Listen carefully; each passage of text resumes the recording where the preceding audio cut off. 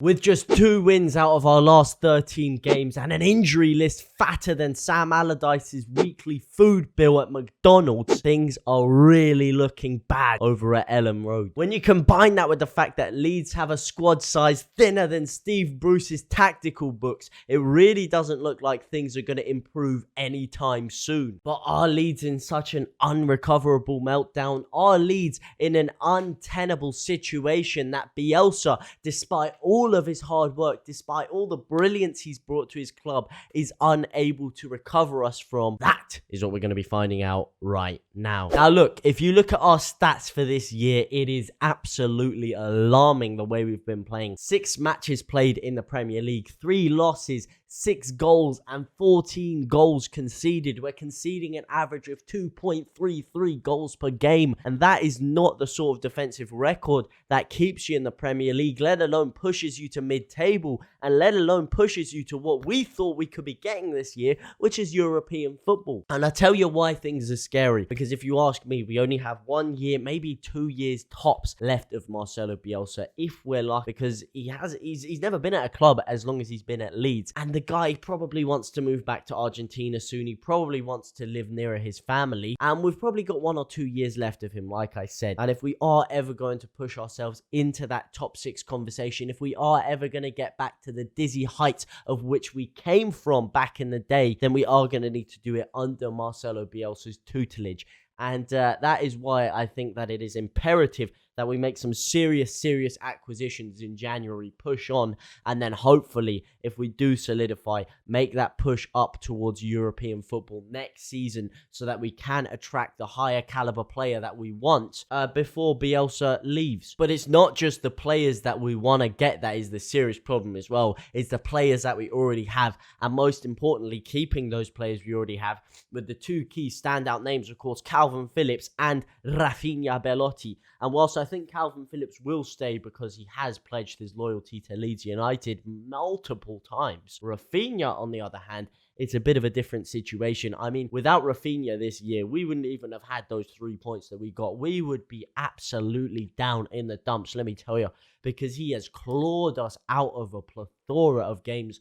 I mean, there is no chance we're getting through that Everton game without a piece of magic from RAPHINHA. There's no way we're getting a goal against Newcastle without another piece of magic from RAPHINHA Belotti. That guy has dug us out of situations time and time again. And if we don't improve soon, then he is probably going to be on his way out of the club. And I hate to say that because he is by far, with Calvin Phillips, my favourite player at the club. I love that man so much. I love him to death. But if we don't fix up soon, we could really run the risk of losing him. Now, is this Bielsa's fault? Is it the Bielsa burnout that everyone's been talking about? Are we suffering from second season syndrome? Are we Sheffield United 2.0? No. We're not. Anyone that compares us to Sheffield United, you are completely delusional. The 2 sides are completely different. Look at the way we played in the Championship, for God's sake. Yes, they got promoted a year before us, but they were nowhere near as dominant as us. They were nowhere near as high-flying as us. And the only reason they were able to get in ahead of us into the Premier League is because we let them. Because we had key injuries at the end of the season. Most importantly, Kemar Roof getting injured. That really screwed us over. And because we just choked it right at the end. There is no way in hell that Sheffield United were a more dominant side in the Championship. In the Premier League, they had nowhere near the kind of impact we did. Yes, they had a very good season. Yes, they had an interesting, unique style of tactics with the overlapping centre-backs, which allowed them to surprise a lot of people. But what we did under Bielsa was not surprise people. It was overwhelm them. It was dominate them.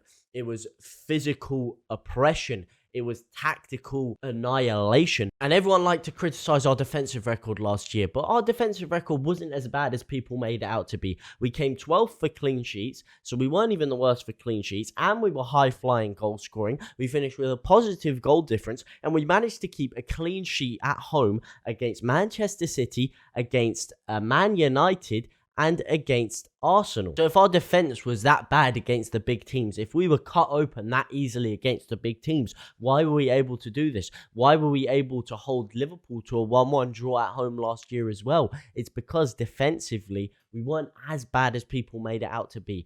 Yes, against the big teams, there are going to be times where we do get absolutely annihilated 6-1, There was a 4-1 in there. There was a 2-week spell where we lost 4-1 to Palace and Leicester back-to-back. Yes, these were bad times. Yes, our defense wasn't great, but it wasn't as bad as people made it out to be. However, this year, bloody hell, I haven't seen a worse defense in my career. This is a worse defense than Paul Heckingbottom football. This is a worse defense than we had under Salino. This is a worse defense we had since League One days. This is honestly just car crash football at the back there. It is an absolute calamity. We're getting walked through by sides. I mean, that West Ham game, the way we just crumbled at the back, the way Antonio was able to just walk through and slot that ball into the back of the net, the way it crumbled against Newcastle, the way it was non-existent for 20 minutes against Everton. I mean, this is embarrassing stuff if you look at it, quite frankly. But what do you guys think? What do you guys pin our defensive fragility down to? Do you pin it down to the players? Do you put it on Bielsa? I'm really interested to hear what you guys have to say, because I've heard a lot of people calling Bielsa's tactics running around like headless chicken. A poor performance from Bielsa yet again. Bielsa out. I mean, I can't believe it. I've heard fans saying Bielsa out. Are you absolutely mental? Yes, we've gone through a rough spell here. Yes, it's not looking good at the moment. Yes, I'd like our defense to be stronger, but you do not spit on the man. You do not spit on the face of a man who is as majestical and great as Marcelo Bielsa. Everything he did for this club, the way he clawed us out of mid-table irrelevancy in the Championship and dragged us into one of the most high-flying, free-flowing, beautiful attacking sides that the English game and international game has ever seen. And you're going to spit on the face of this man because of what? A month, 2 months of poor performances. We had a fantastic last season in the Premier League. All of a sudden, we come back this year. Yes, it's not starting well, and everyone's instantly ready to throw him under the bus.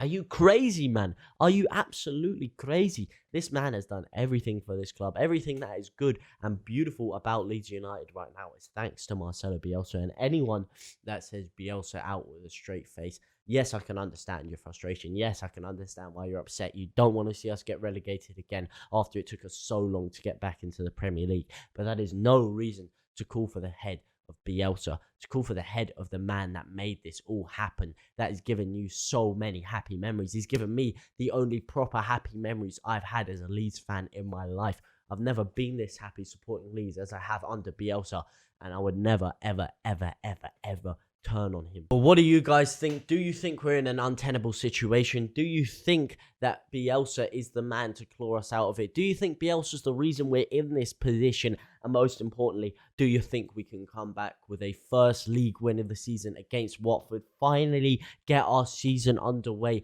Finally get some points on the board. Because let me tell you something, I certainly do. Because there's an old adage in football: things are never as good as you think you are, and things are never as bad as people think they are. So let me tell you something here. Yes, everyone thinks we're the worst things in sliced bread, but all it takes is a couple of weeks where we get, 3 wins out of our next 3 games, 9 points. All of a sudden, bang, we're back around mid-table. Everything's looking rosy again. Things aren't as bad as people make them out to be. Yes, I'm very upset. Yes, I'm very disappointed with how we're playing. But look, it's early doors, and I feel like we'll absolutely romp Watford tomorrow. Yes, it's sad about the injury list, but hey, we do have some good youngsters coming through. Joffrey Gelhardt could get a start, and I reckon that he would really, really light the house on fire, light the roof on fire, blow the roof off the building, blow the Kemar roof out of the stratosphere, and then with a little bit of Crescencio magic on the wing, I feel like we can't go wrong tomorrow. But what do you guys think? Let me know what you guys think down below. But for now, guys, thank you very much. And I'll see you tomorrow sharp at 2:30 p.m. for the game.